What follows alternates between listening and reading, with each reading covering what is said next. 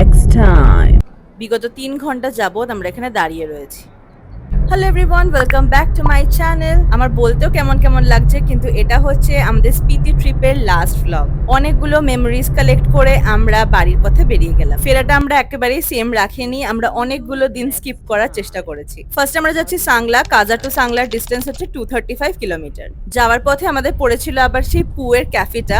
যেহেতু বাড়ি ফেরার একটু তাড়া ছিল, সেজন্য আমরা তাবোটা কিন্তু স্কিপ করলাম। যদি তোমরাও একটু তাড়াতাড়ি পৌঁছতে চাও তাহলে তোমরাও তাবোটা স্কিপ করতে পারো। কিছু একটা গন্ডগোল তো হতেই হতো আমাদের সাথে। সাংলাতে ঢোকার আগে আমরা 3 ঘন্টার একটা জ্যামে আটকা পড়ে গেলাম।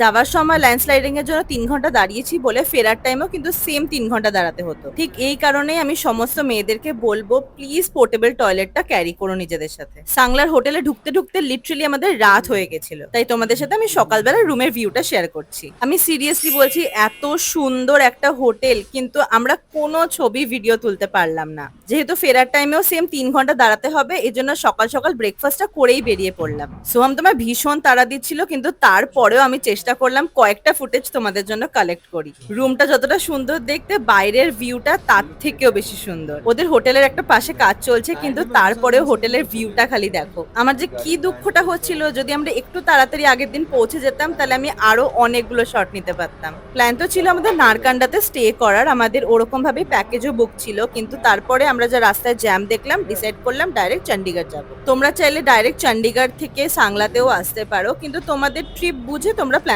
করে নিও। আমি আরেকটা জিনিস বলতে চাই, আমি যখন এই ভিডিওটা এডিট করছি না, আমার কি যে মিস হচ্ছে ওই জায়গাগুলো। আমি যতই ব্যাগ ভর্তি করে জামা নি না কেন, আমাকে সোহামের জামা কাপড় পরতেই হবে। আগের দিন আমি সোহামের একটা টি শার্ট পরেছিলাম, আজকের এই টি শার্টটাও সোহামের। কি সুন্দর লাগছে না আমার? যাকে হয়ে গেল অনেক ফালতু কথা। এবার বলি, আমরা যাচ্ছি সাংলা টু ডাইরেক্ট জিরাকপুর। আসার টাইমে আমরা চণ্ডীগড়ে থাকিনি, আমরা থেকেছিলাম জিরাকপুরে। ওখানে দামটাও একটু কম আর হোটেলগুলোও ভালো। এই দেখো পৌঁছে গেলাম আবার সেই ল্যান্ডস্লাইডিং এর জায়গাটাতে, আবার সেই 3 ঘন্টা এখানেই দাঁড়ানো। আমরা তো তাও বলতে গেলে কম টাইমের জন্য দাঁড়িয়েছি, কিছু কিছু মানুষ তো সেই ভোরবেলা থেকে এখানে দাঁড়িয়ে রয়েছে। এই জ্যামটাতে বেশ অনেকটাই সময় কেটে গেছিল আমাদের, তাই লাঞ্চ করতে অনেকটা লেট হয়ে যায়। সোম তো বলছিল ডাইরেক্ট সিমলাতে গিয়ে লাঞ্চ করবে, কিন্তু আমি আর রাখতে পারছিলাম না, আমার ভীষণ খিদে পেয়ে গেছিল। ওই 4:30 নাগাদ লাঞ্চটা শেষ করলাম, তারপর আমরা ডাইরেক্ট বেরিয়ে গেলাম আমাদের জিরাকপুরের উদ্দেশ্যে। যাওয়ার টাইমে যে হোটেলটাতে ছিলাম, আমরা ফেরার টাইমে সেম হোটেলে থাকিনি, একটা ডিফারেন্ট হোটেলে ছিলাম। সেম ভাবে আমাদের পৌঁছতে পৌঁছতে অনেকটাই লেট হয়ে যায়, কিন্তু তারপরেও আমি হোটেলের বাইরের ক্লিপ নিতে পারিনি, কিন্তু ভেতরের ক্লিপটা নিয়েছি। আসলে কি বলতো, হোটেলের জন্য আমরা বেশি খরচা করতে চাইছিলাম না, কারণ আমরা তো থাকবোই না, শুধু রাতটুকু থাকার জন্য। তাছাড়াও আমি বলবো, হোটেলটা সত্যি খুবই ভালো। যে প্রাইস পয়েন্ট আমরা পে করেছি, তাতে আমরা একটা খুবই ভালো হোটেল পেয়েছি। পরের দিন সকালে তাড়াতাড়ি বেরোতে হতো, তাই আমরা তাড়াতাড়ি খাওয়া দাওয়া করে ঘুমিয়ে পড়েছিলাম। এই খাবারটা দেখে বোঝা যায় যে এটা আমি অর্ডার করেছি, বিকজ এটা বিয়ার্ড কম্বিনেশন। ফ্রাইড রাইস আর সাথে এটা কড়াই চিকেনের মতো দেখতে, এটা gravy. What do you think? Okay, let's eat. Next day সকালবেলা ভোর 5টা নাগাদ উঠে আমরা রেডি হয়ে গেছি, আর এই যে হোটেলটা দেখছো, এই হোটেলটাতেই আমরা ছিলাম। এবার বলি কেন ভোর 5টার সময় আমাদেরকে রেডি হয়ে বেরোতে হলো। এবার বলি, জিরাকপুর টু কলকাতা আমরা ডাইরেক্ট যাচ্ছি। হ্যাঁ, ডাইরেক্টই যাচ্ছি। আসার দিনকে লখনৌতে আমরা একটা স্টে নিয়েছিলাম, কিন্তু ফেরার পথে আর নেওয়া হচ্ছে না। এবার বলবে ডিস্টেন্সটা, জিরাকপুর টু কলকাতা ডিস্টেন্স 1600 কিলোমিটার, প্রায় ধরে নাও 26 ঘন্টা, আর সোহামকে এক টানা চালাতে হতো। সিরিয়াসলি বলছি, I am really proud of him, কারণ আমি ড্রাইভ করতে পারি না, পুরোটা ওই একাই চালিয়েছে। ব্রেকফাস্ট করে তো বেরোনো হয়নি, তাই আমরা দাঁড়িয়েছিলাম নয়ডাতে, আমরা ওখানে ব্রাঞ্চটা সেরে ফেললাম।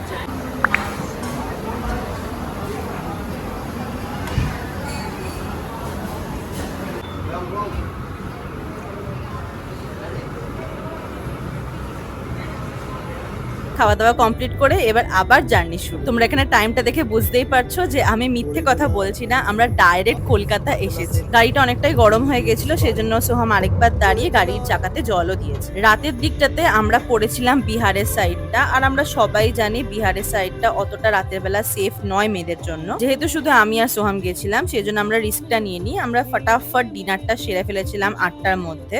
আবার আমরা আমাদের জার্নি শুরু করি। রিস্ক তো ছিলই, ভয়ও ছিল, কিন্তু তার সাথে একটা ভীষণ এক্সাইটমেন্ট কাজ করছিল।